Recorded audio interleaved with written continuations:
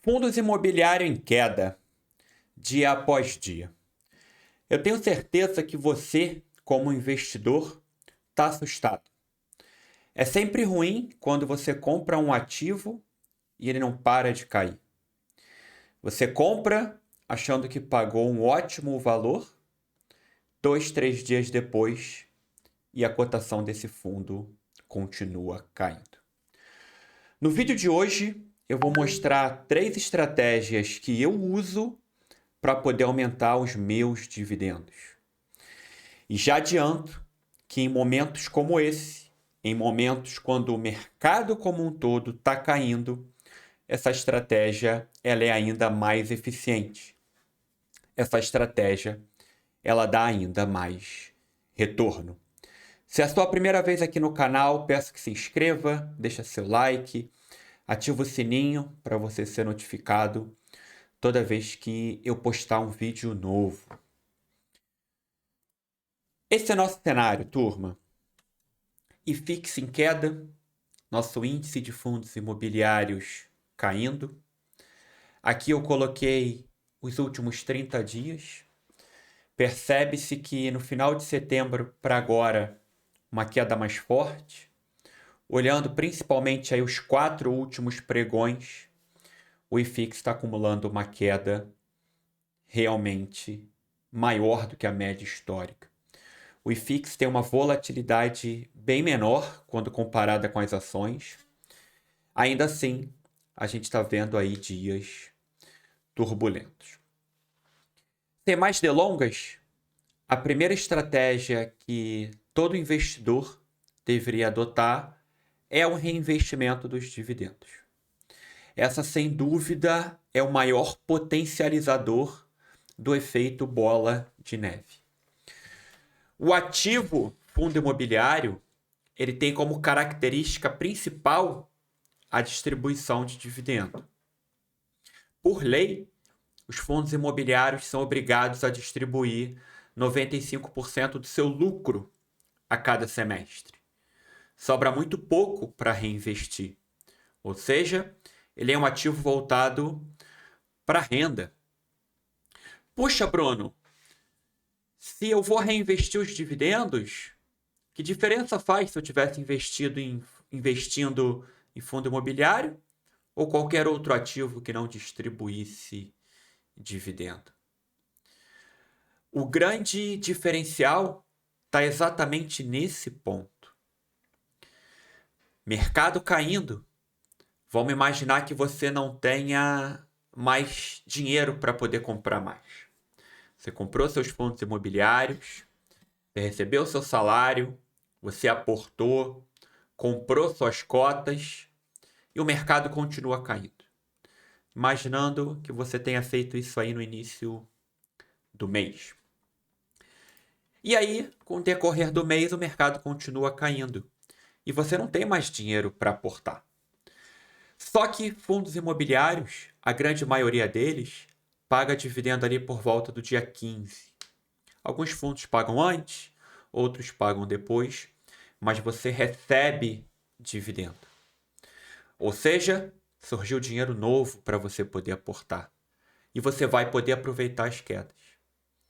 Se você comprou e o fundo continua caindo, você recebe dividendo do mesmo jeito.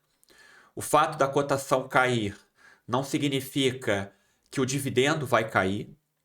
O dividendo, na maioria das vezes, ele continua o mesmo. E você consegue utilizar esse dividendo que você recebe para poder comprar uma quantidade maior de cotas. Só que agora pagando menos por ela. Esse é o grande acelerador do efeito bola de neve com os investimentos. É o investidor se manter no plano, reinvestindo os dividendos na fase do acúmulo de capital, enquanto que você está formando o seu patrimônio. Tem um gráfico muito legal do Clube FI que ele mostra exatamente essa diferença. E nada melhor do que utilizar como exemplo o HGLG11, um fundo bem longevo aí da nossa bolsa. Aqui na comparação, a gente faz desde junho de 2010, 25 de junho de 2010.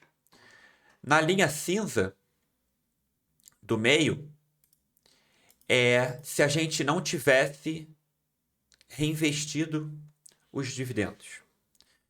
Se eu não reinvestisse os dividendos, eu teria um retorno com o HGLG de 219% desde 2010. Reinvestindo os dividendos, esse retorno ele sobe para 424%.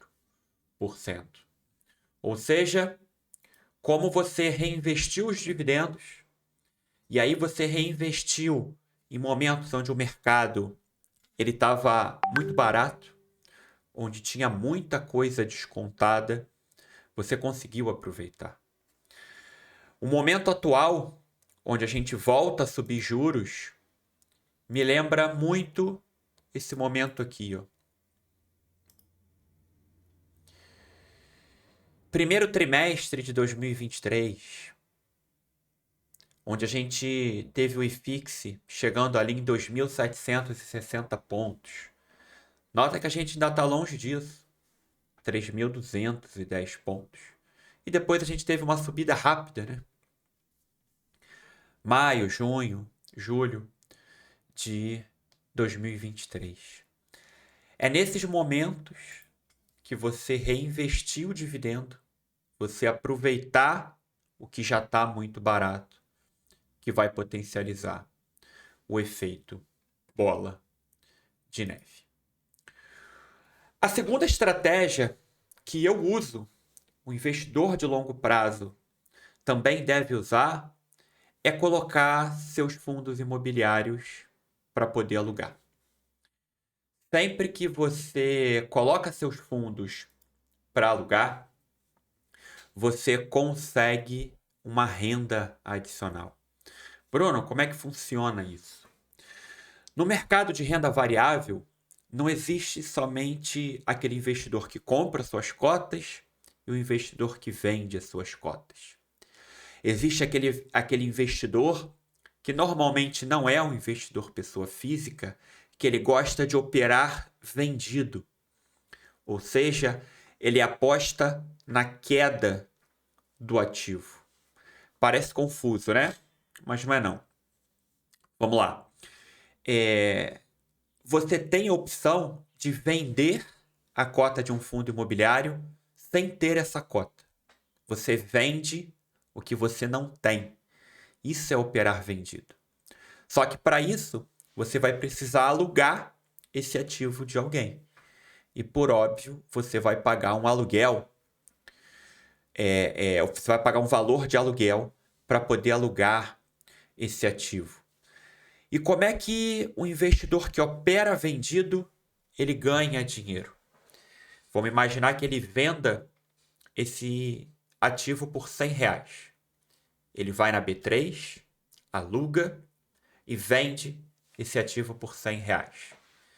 Se alguns dias, semanas ou meses depois, vai depender da estratégia, se esse ativo cai para R$90, por exemplo, esse investidor que vendeu por 100, ele recompra por 90. Ele tem um lucro de R$10. Desses R$10, ele vai precisar deduzir o quanto que ele pagou de aluguel, mas concorda que essa foi uma operação vencedora para quem operou vendido? Mas por que esse tipo de operação não é indicado para o investidor pessoa física? Porque ela tem muito risco. Lembra que ele vendeu por R$100 a cota. Se o mercado, ao invés de cair, o mercado subir, e essa cota for negociada por 110, 120, R$150, o investidor vai precisar recomprar essa cota em algum momento para poder fechar a operação do aluguel. E se ele vendeu por 100 e recomprou por 150, ele teve R$50 de prejuízo. Quando você opera vendido, o seu ganho é limitado, mas a sua perda é ilimitada se o ativo continuar subindo. Aqui a gente não faz isso. Eu, Bruno, não faço a estratégia de operar vendido. O que eu faço? Eu coloco os meus fundos imobiliários para poder alugar. Super simples. A maioria das corretoras tem o que a gente chama de custódia remunerada, ou seja, ela mesma aluga, você não precisa ter nenhum trabalho. E sempre que alguém alugar seus fundos imobiliários, você vai receber um aluguel por isso diretamente na sua conta da corretora. Nem tudo são flores. Enquanto suas cotas estiverem alugadas, você não vai conseguir vender, tá? Então, se você quiser vender, você não pode, se tiver alugado, mas você recebe os dividendos normalmente. Então, todo mês você faz jus aos dividendos, mesmo essa cota estando alugada para outra pessoa. Aquele investidor de longo prazo, aquele investidor que acumula suas cotas, aquele investidor que não pensa em vender suas cotas, uma boa opção para poder rentabilizar o seu retorno, o seu dividendo, é justamente colocar seus fundos imobiliários para poder alugar na corretora.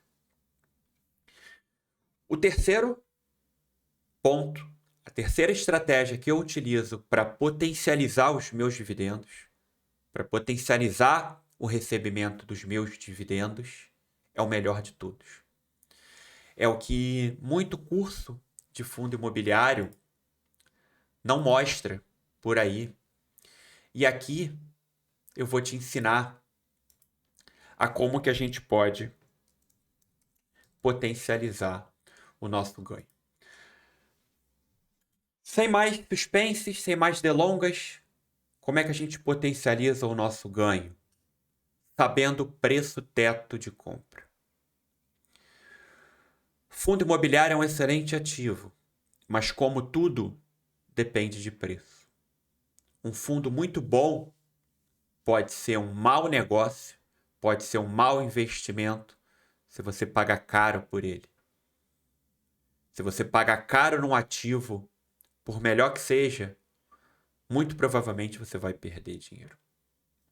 E até um ativo ruim, um ativo estressado, um ativo com problema, desde que comprado no preço certo, esse ativo ele pode fazer você ganhar dinheiro. E aí a gente tem alguns parâmetros para poder definir qual é o preço teto, qual é o máximo que a gente aceita pagar na cota de um fundo imobiliário. Olhando ainda no Status Invest, nosso site aqui de consulta, eu estou utilizando como exemplo o KNRI, fundo de tijolo da Quineia, fundo bem antigo, tá? E a gente percebe que a cotação mínima do KNRI nas últimas 52 semanas foi de R$ 136,66, enquanto que a cotação máxima foi R$ 162,45. Olhando no gráfico, a cotação máxima ela aconteceu ali no dia 25 de março de 2024, enquanto que a cotação mínima aconteceu super recente, 20 de setembro de 2024. Voltando lá para o início do vídeo, é exatamente agora que a gente tem mercado caindo, mercado estressado, e a gente precisa ter muita atenção. Esse indicador aqui, muito falado quando a gente cita fundos imobiliários, é o Dividend Yield. Puxa, Bruno, o que é o Dividend Yield?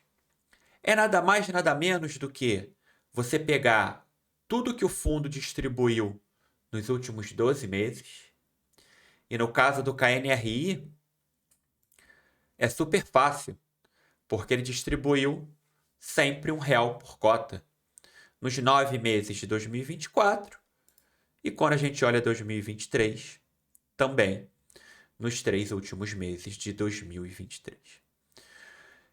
O cotista do KNRI, nos últimos 12 meses, ele recebeu R$ 12 em dividendos.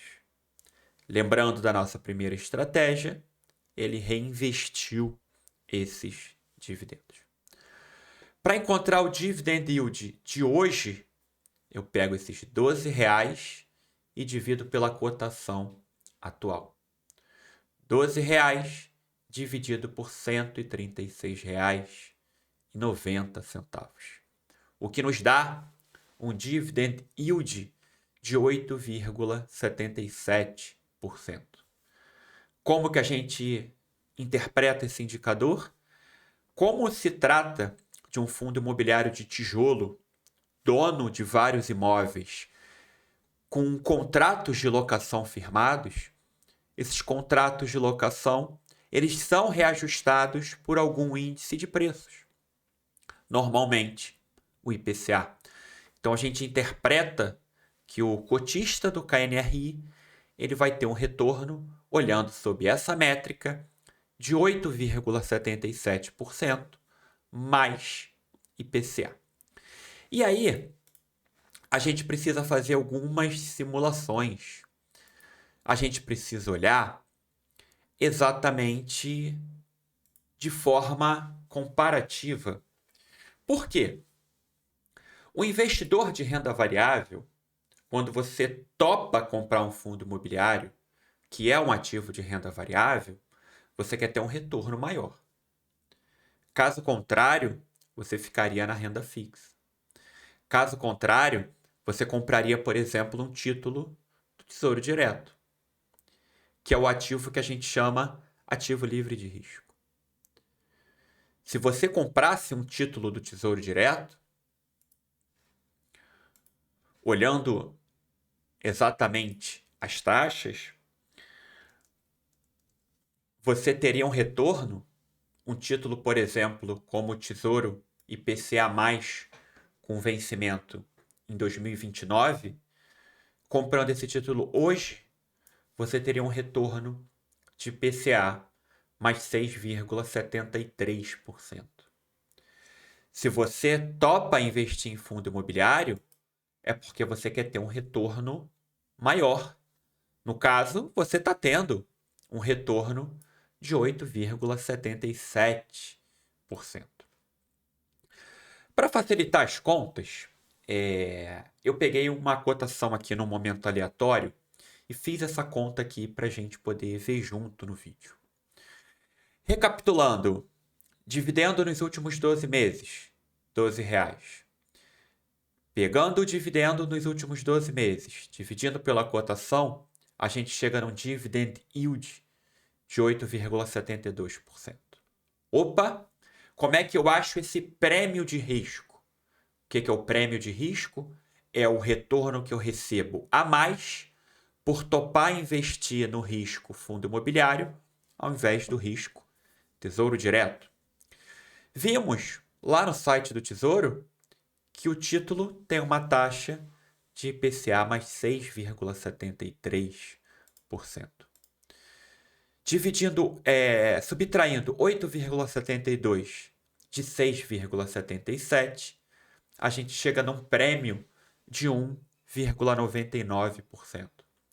Esse é o quanto o investidor do KNRI é remunerado por comprar uma cota do KNRI. Lembra que a cotação mínima foi 136,66, enquanto que a cotação máxima é R$ 162,45.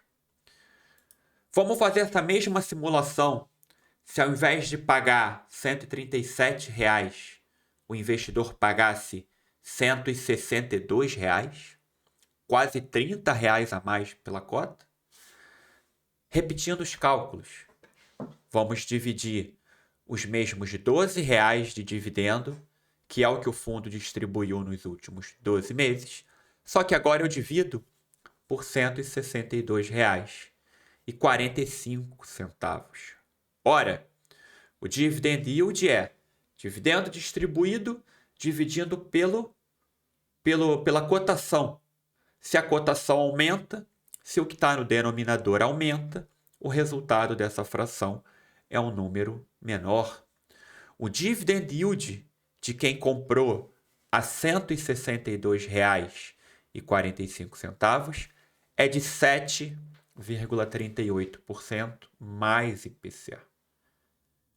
E quando fazemos a comparação com a taxa do Tesouro Direto de hoje, a gente teria um prêmio de apenas 0,65%. O que me parece ser um prêmio pequeno. O que me parece ser um spread, como a gente chama, pequeno. Caramba, você vai correr o risco de ter vacância, de ter inadimplência, risco de mercado, risco de oscilação da cota, para ganhar apenas 0,65%? Me parece pouco. Como que o mercado ajusta isso? Exatamente fazendo com que a cotação caia. Vamos imaginar que essa cotação que está em R$ 137, R$ 136, que ela caia para R$ 130, que ela caia para R$ 120. Vocês concordam que esse dividend yield aqui, que está em quase 9%, ele vai ficando cada vez maior? É esse ajuste que faz com que a gente consiga comprar fundos muito baratos. Eu peguei aqui, para a gente ver junto, o histórico de preços do Tesouro IPCA 2029. Quando eu olho nos últimos 90 dias, ele já superou a máxima, que era de 6,72%. Hoje ele está em 6,73%. Será que a gente vai chegar em 6,8%? Será que a gente vai chegar em 7%? À medida que a taxa do Tesouro Direto for subindo, naturalmente é de se esperar novas quedas nos fundos imobiliários. Só que, ao mesmo tempo, essa taxa pode cair abaixo de 6%. Foi o que aconteceu há pouquíssimo tempo atrás, há menos de 2 meses atrás, quando a gente teve a taxa do Tesouro Direto abaixo de 6%. Se o governo encaminhar alguma medida que indique uma maior responsabilidade fiscal, corte de gastos, esses fundos imobiliários que estão muito baratos, eles podem se valorizar rapidamente. Aqui no canal tem vídeo explicando essa dinâmica, subida de juro futuro, como afeta fundos imobiliários, como afeta fundos de tijolo e fundos de papel. Tem 2 vídeos aqui no canal sobre isso. Existe uma fórmula para calcular o preço teto de fundos imobiliários, o máximo que você aceitaria pagar nesses fundos. Comenta aqui se você quer que eu faça um vídeo sobre esse tema, se você gostaria de aprender, ter acesso a uma planilha automatizada com preço teto de vários fundos imobiliários. Coloca aqui nos comentários que eu vou gravar um vídeo ensinando. Se tiver bastante like, comentário, é a forma que vocês me ajudam. Eu vou fazer esse vídeo para vocês. Se você chegou até aqui e você gostou do vídeo, curte, deixa seu like, se inscreva no canal para que a gente possa alcançar um número aí cada vez maior de investidores e continuar difundindo aí conhecimento, que só através do conhecimento é a forma como a gente consegue investir com segurança, consegue investir com foco no longo prazo. Até a próxima, turma.